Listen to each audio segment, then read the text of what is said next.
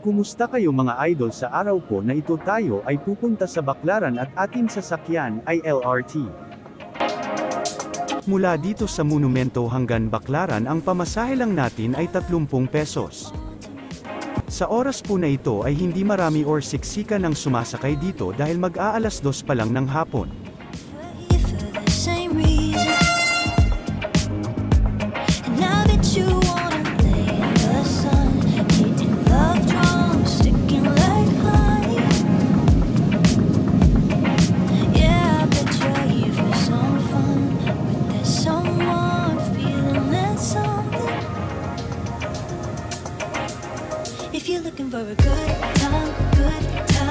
Maganda at convenient sa loob ng LRT, malamig ang aircon at malinis.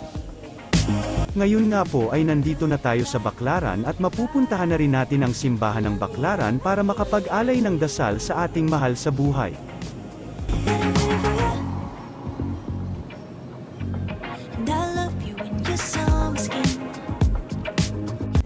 Dahil sa malapit ng sumapit ang alas 5 ay nagpasya na ako umuwi at dito pa rin ako sasakay sa LRT at ngayon pumila na ako para bumili ng card.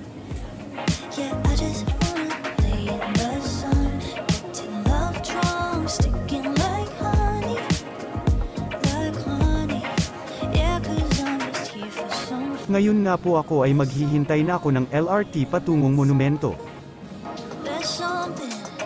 Ayun nga po, marami na rin naghihintay ng tren para sumakay at makarating sa kani-kanilang destinasyon.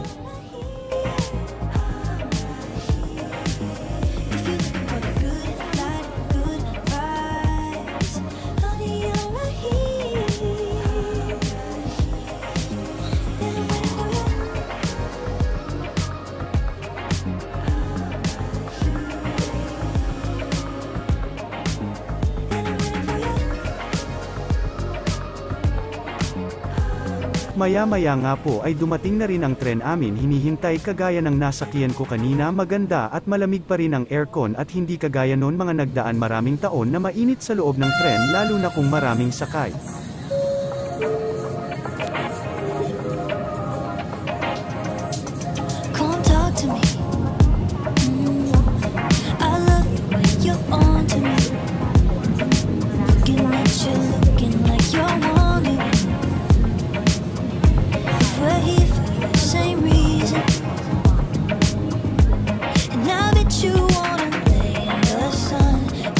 Mula Baclaran tumitigil ang tren sa bawat station nito at nagsasakay ng mga pasahero.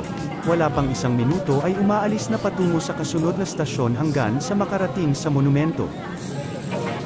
Hanggang dito na lang ang video ko mga idol, sana nagustuhan nyo. Paki-follow naman ako sa aking Facebook.